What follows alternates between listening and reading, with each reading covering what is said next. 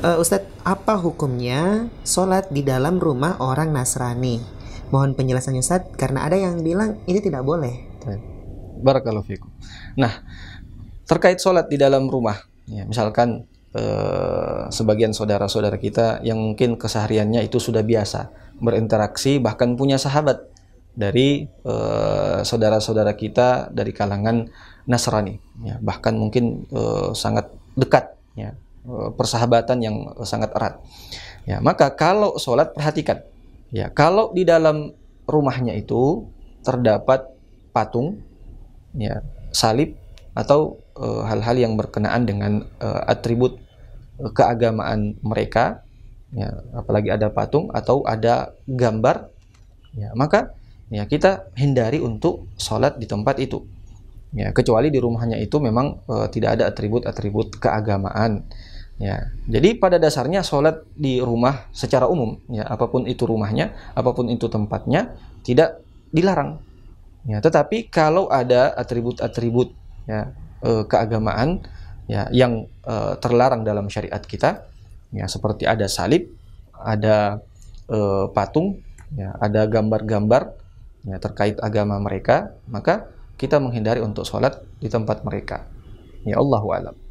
Itu mungkin kalau konteksnya kita keseharian ya Ustadz, tapi kalau misalnya kita berada dalam kondisi taruhlah mahasiswa yang KKN di daerah yang mayoritas non muslim, kalau misalnya di dalam rumahnya ada atributnya, kemudian kalau misalnya pas mau sholat dilepas dulu atau disimpan dulu gitu, itu boleh seperti itu atau tetap tidak boleh sholat? Baik, barakallahu fiik.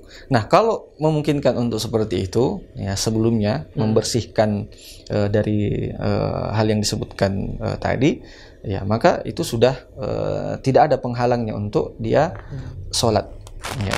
Sama seperti ketika ulama kita membahas tentang kenapa, ya, dilarang untuk memelihara anjing, ya, kecuali untuk 3 urusan, ya, karena barang siapa maniktan qalban, ya, kalban illa kalba saidin, ya, barang siapa yang memelihara anjing bukan untuk dia berburu, ya, karena memang anjing itu dahulu dipakai untuk berburu atau untuk al-hars, untuk pertanian, menjaga ladangnya, ya, itu dari binatang-binatang yang bisa merusak, ya, maka anjing ini dipelihara untuk melindungi ladangnya itu, atau dipelihara, ya, untuk menjaga ternaknya, ya, kambing, ya, ini sampai sekarang masih digunakan oleh sebagian orang. Selain dari 3 hajat ini, maka orang yang memelihara anjing itu, ya, dikurangi pahalanya setiap hari, ya, sebesar gunung, ya, dalam riwayat yang lain qiratan 2 buah gunung. Nah, ulama kita ketika membahas ini hukum memelihara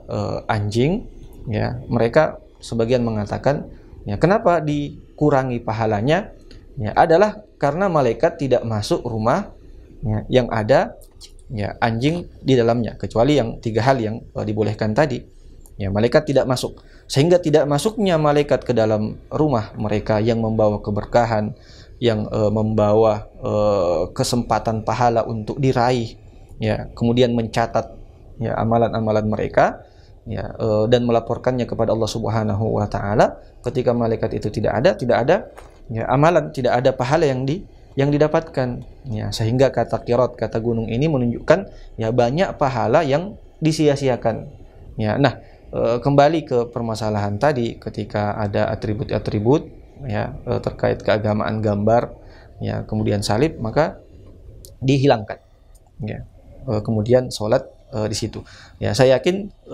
biasanya kalau meskipun di lokasi atau tempat yang mayoritas di sana adalah non muslim, mereka akan sangat menghargai kita kalau kita mau menjelaskan, ya, karena alhamdulillah toleransi antar umat beragama di Indonesia ini kita sangat bersyukur, ya. Ini yang kemudian kita jaga, ya, ketika disampaikan dengan baik, ya, maka saya kira insya Allah pemilik rumah tidak akan berkeberatan untuk membersihkannya agar, ya, orang-orang muslim yang tinggal di rumahnya itu bisa melakukan sholat. Allahu a'lam.